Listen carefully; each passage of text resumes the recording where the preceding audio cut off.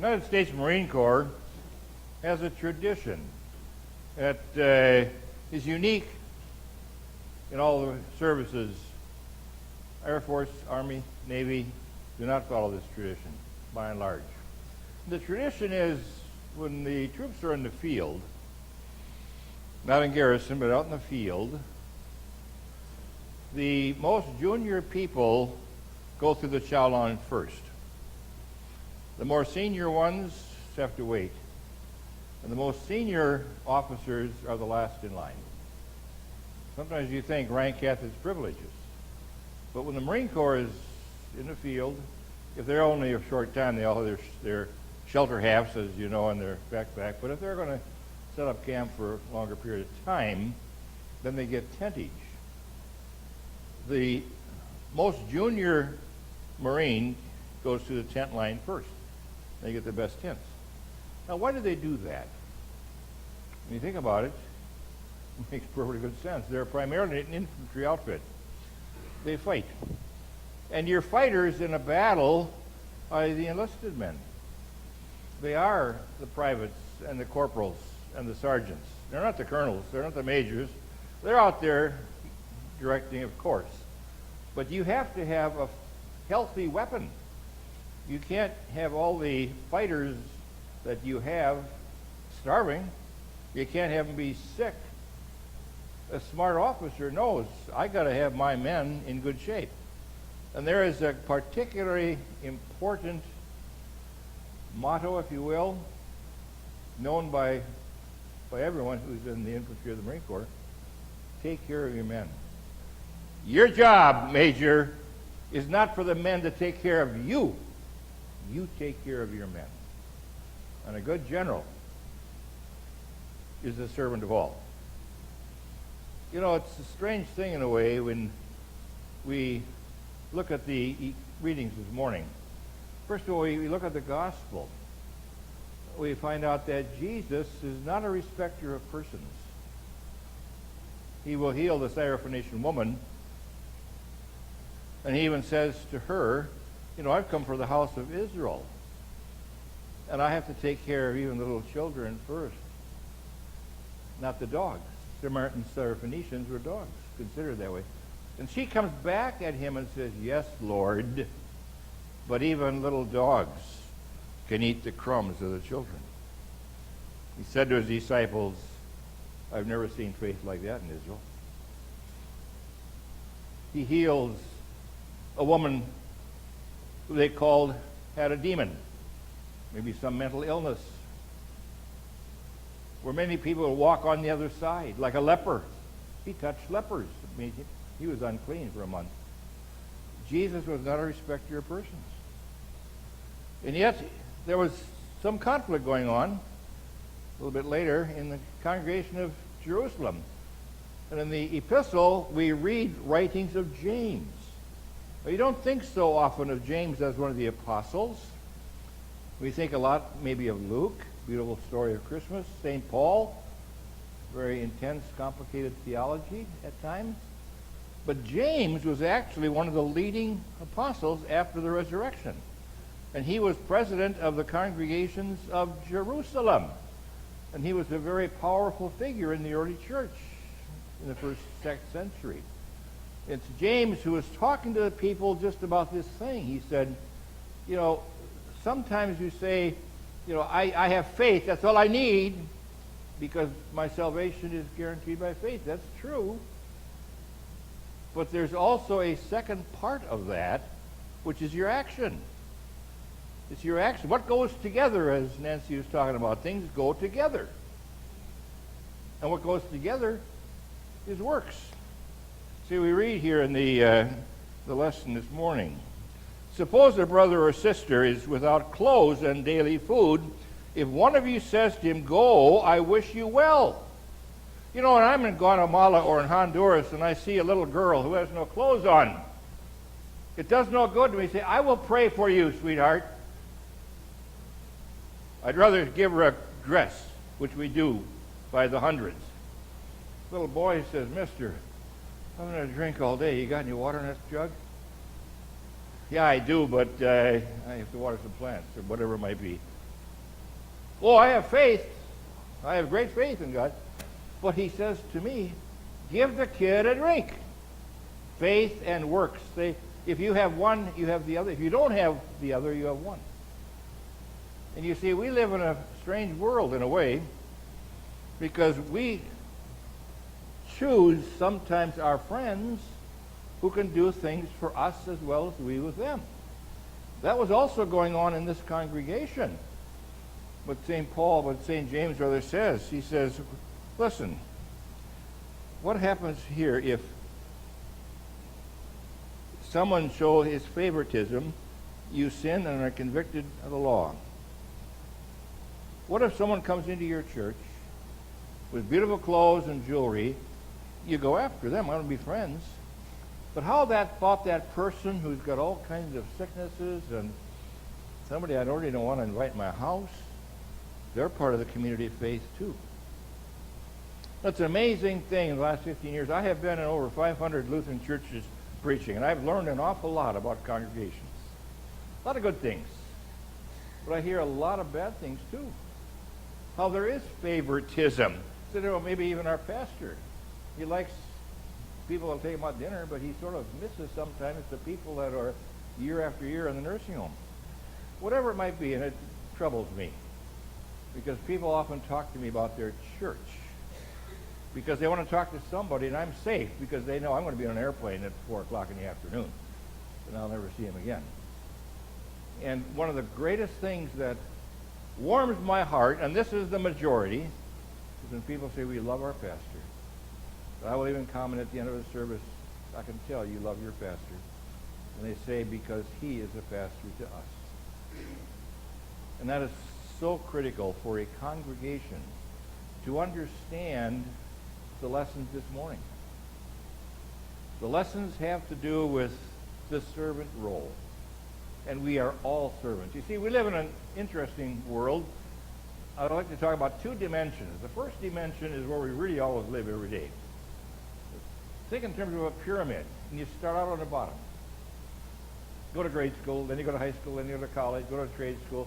We are going upwardly mobile, and with that becomes maybe a bigger house, a nicer car, a bigger salary.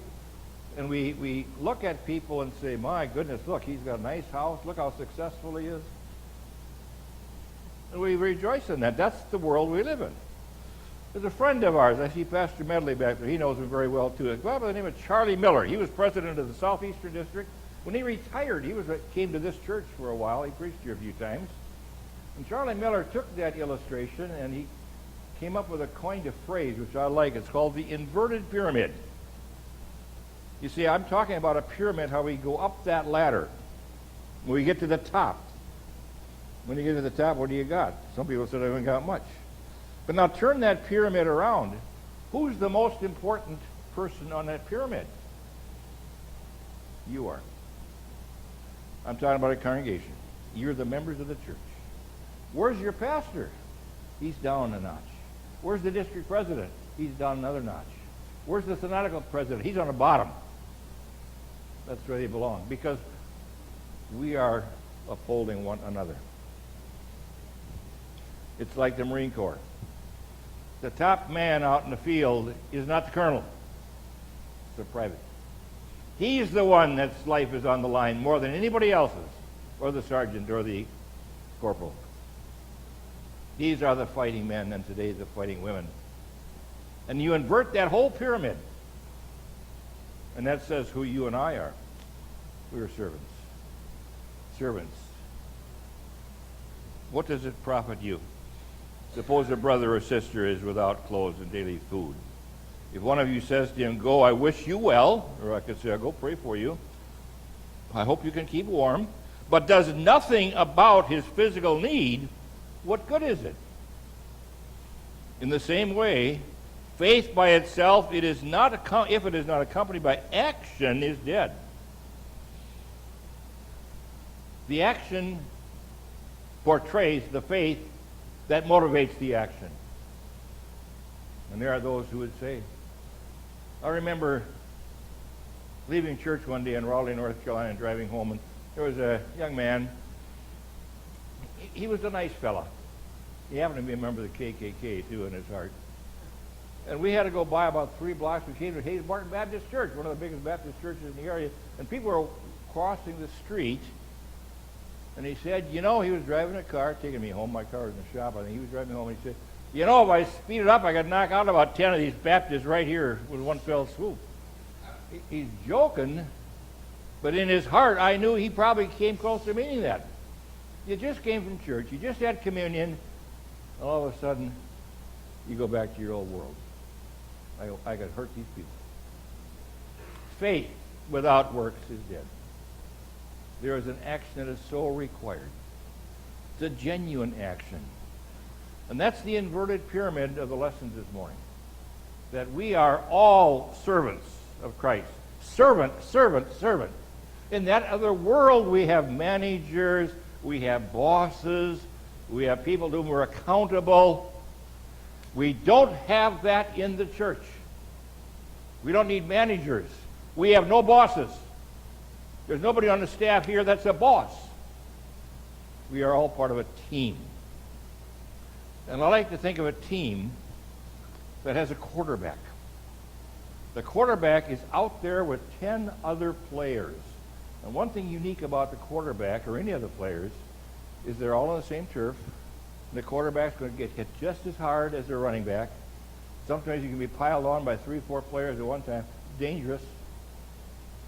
But he's part of the team. He calls the plays. Sometimes the coach calls them. But he is the quarterback, and he does some managing. He does some leading, but he's part of the team. And we are all part of a team. We're not a boss over each other. That's exactly what James is telling the congregation in Jerusalem. Folks, knock off any conflict we have. I'm not suggesting there's conflict here. I'm saying what this James is telling the church. We are servants. We are servants. One of the things that has appealed, and you might find this strange for a Lutheran pastor to speak in a Lutheran church about the Pope. Pope Francis is coming to America soon. I think maybe this week. One of the things the world has responded to is his attitude of servitude, his humility, even telling the cardinals and the bishops, get rid of your high-priced cars and start walking. You are servants. We are all servants of each other. I have sailed on a lot of ships, frankly, starting with a merchant marine on the Great Lakes and the merchant marine in the North Atlantic, and then the Navy. I've sailed a lot of captains. I've sailed with captains that remind me of Captain Queeg.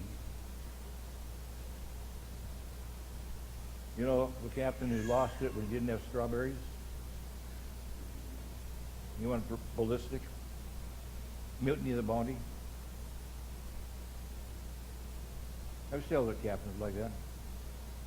Captain tells you, I want you to know I'm the captain. I got 4 stripes. I'm the captain. I run this thing.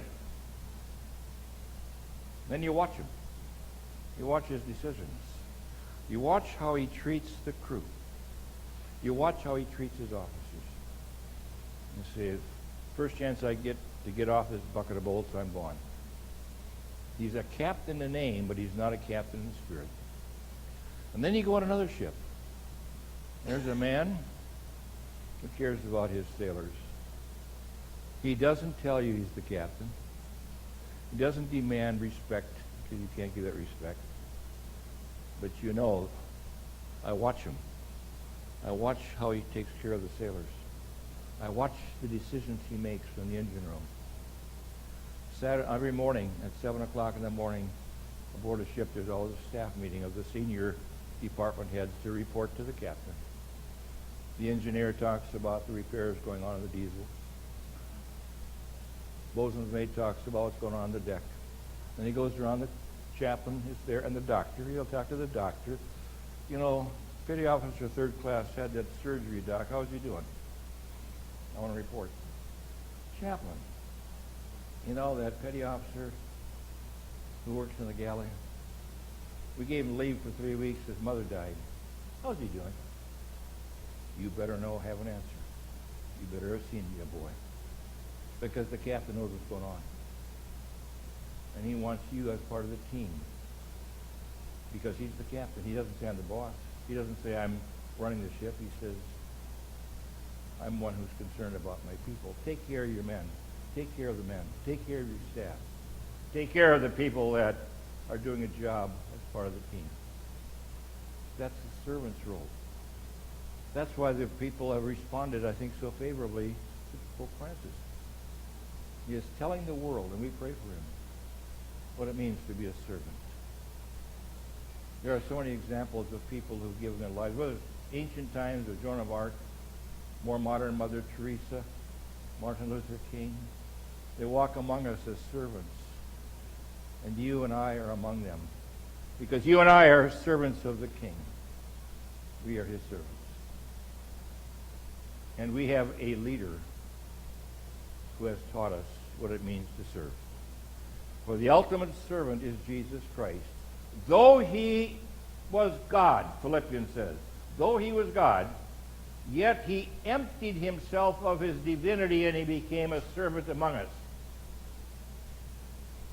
As he stands before Pilate. Pilate doesn't even understand what he's talking about. But he says, don't you know I have authority to release you or to crucify you? And Jesus responds, he says, you have no authority at all, except what God has given you. You have no authority of your own power. But what a joy it is for us to have the occasion to be the servants, as we are told in the readings this morning. The ultimate servant, the ultimate role model, our ultimate friend.